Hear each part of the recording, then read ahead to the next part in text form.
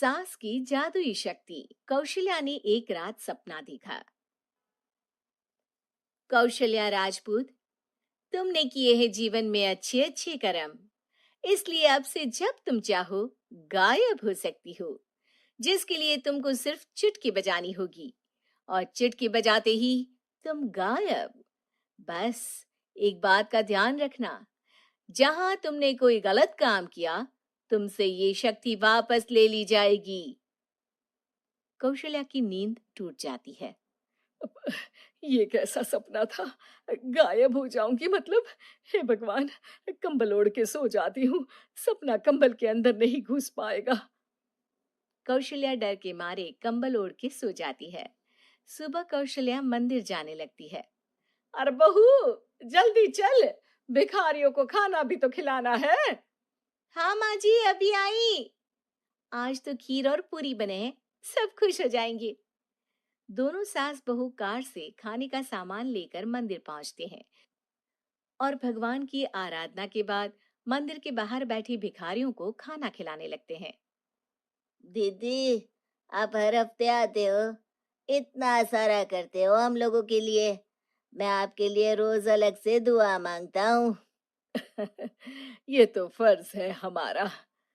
दीदी, थोड़ी पैसों की मदद हो जाती तो अच्छा होता। बड़े चौराहे पे मेरी बीवी भीख मांगती है, उसका इलाज करवाना है। 100-200 रुपए लग जाएंगे।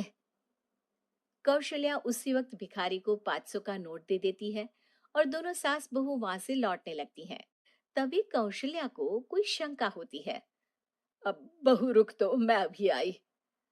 कौशल्या वापस वहीं जाती है तो देखती है कि भिखारी वहां है ही नहीं। कौशल्या को रात का सपना याद आता है।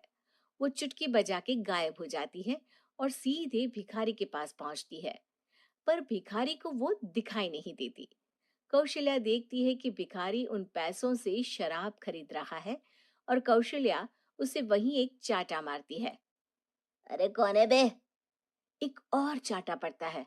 अरे कौन है? कौन है? हिम्मत है तो सामने आओ। भिखारी को झूठ बोलने पर तड़ातड़ चांटे पड़ते हैं। वो वहां से भाग खड़ा होता है।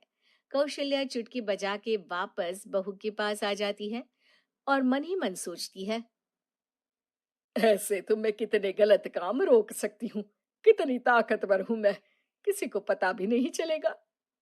सासू माँ, आप क्या सोच रही हो? अब कुछ नहीं, कुछ भी तो नहीं। ठीक है, मुझे ना थोड़े पैसों की ज़रूरत थी। मेरे कज़िन भाई है ना, उनकी तबीयत थोड़ी इधर-उधर हो रही है। वो तो खुद से नहीं कहेंगे कि पैसे दे दो, पर बहन होने के नाते मेरा तो फ़र्ज़ बनता है ना कि भाई की मदद करूँ। अरे हाँ, हाँ, ले जाना पैसे। पैसे इसीलिए तो कमाते हैं कि ज़रूरत में काम आ सके। घर पहुँच के कौशल्या अपनी बहू को 10,000 रुपए दे देती है। कब जाएगी तू मायके? अम, कल शाम की ट्रेन है। दोनों काम में लग जाती हैं। तभी काम वाली दीदी वहां आती है। आज ना मैं आप लोगों के लिए पनीर बनाऊंगी। ठीक है, मंगवा लेती हूँ पनीर। पड़ोस की दुकान वाला पनीर दे जाता है और काम वाली बाई पनीर से रेसिपी बनाने लगती है। आज अपनी सुपर पावर काम वाली बाई पे ट्राई करती हूँ। देखूं तो सही किचन में करती क्या है ये। सास चुटकी बजा के गायब हो जाती है और किचन में पहुंचती है। बाई को खबर भी नहीं है कि कौशल्या भी किचन में ही है। आज तो मैं भी पनीर की सब्जी बनाऊंगी रात को अपने घर, और थोड़ा सा घी भी रख लेती हूँ। वैसे भी कौशल्या बुढ़िया खा खा के मोटी हो गई है। कौशल्या बाई की चोरी पकड़ लेती है और गुस्से में बाई की चोटी ऊपर उठा देती है। बाई को समझ भी नहीं आता कि उसकी चोटी खड़ी कैसे हो गई। वो डर के मारे चीख पड़ती है। बहू भागते हुए किचन में आती है।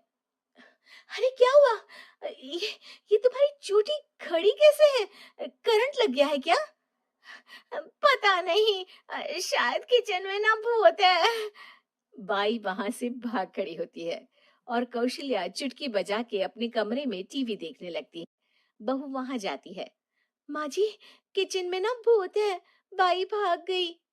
अरे भागने देना, भूत का तो पता नहीं, किचन में चोर जरूर था और वो थी अपनी काम वाली। अच्छा हुआ चली गई। बहू को कुछ समझ नहीं आया। उसने किचन में जो देखा उसके सदमे में जो थी वो अभी तक। अगले दिन बहू अपने मायके के लिए निकल जाती है। कहीं भिखारी और काम वाली की तरह बहू भी तो मुझे धोखा नहीं दे रही।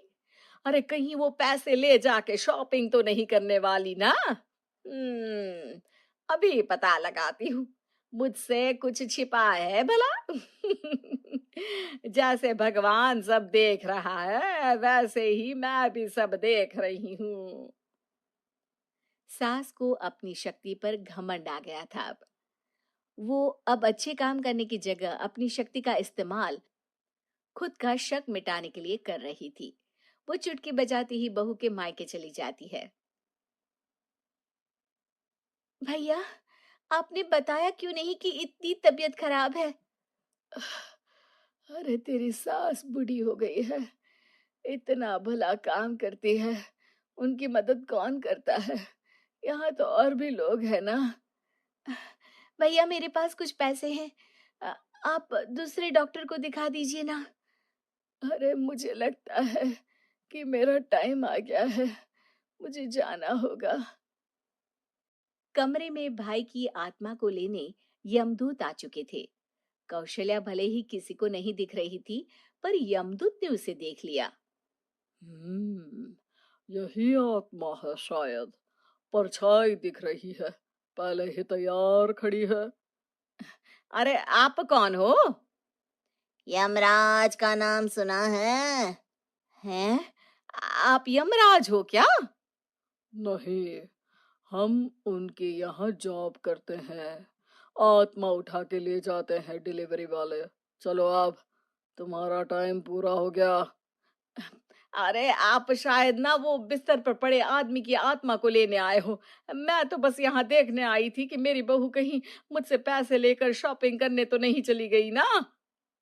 मतलब तुम्हारे पास शक्ति है गायब होने वाली?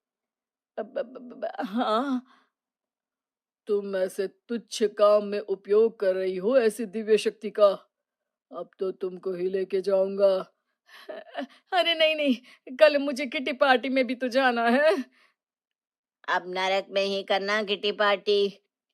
नहीं नहीं नहीं। 3 बार नहीं क्यों बोल रही हो? टीवी सीरियल चल रहा है क्या एकता कपूर का? अरे प्लीज मुझे जाने दो। आप तो उस बीमार आदमी की आत्मा को लेने आए थे ना। गलत डिलीवरी करोगे तो यमराज डांटेगा ना। बात तो सही कर रही हो, पर हमको उस पे दया आ गई। अभी उसकी उम्र ही क्या है, पर कुछ तो लेके जाना पड़ेगा ना। एक काम करो, अपनी शक्ति दे दो, गायब होने वाली। हैं? अरे क्यों? तुम पृथ्वीलोक का भ्रष्टाचार रोक सकती थी, चोरी रोक सकती थी, अरे कोरोना रोक सकती थी, पर तुमने अपनी बहू की जासूसी करना शुरू कर दिया। अरे लेकिन किंतु परंतु। यमदूत सास की शक्ति लेके वापस चले जाते हैं। कौशल्या की परछाई हवा से नीचे गिरती है और जमीन पे आते आते कौशल्या का शरीर सामने आ जाता है। अरे लग गई, कितने ऊपर से फेंका। माँ जी, आप यहाँ ऊपर से कैसे गिरी? अरे समधन जी, आप अचानक कमरे में। सब घबरा जाते हैं। सास बहू को सारी बात बता देती है। "हम्म, ये लो आपके 10,000 रुपये। आपको मुझ पे इतना भी भरोसा नहीं है? अरे बहन, मुझे दर्द नहीं हो रहा है अब, अचानक से सब अच्छा होने लगा है। अरे तो फिर बिस्तर से उठ जाओ और मुझे लेटने दो। गिरी हूं ऊपर से तो पूरा बदन दुख रहा है। भाई को तो यमदूत ठीक करके जाते हैं, पर कौशल्या देवी दर्द के मारे बिस्तर पर आ जाती हैं।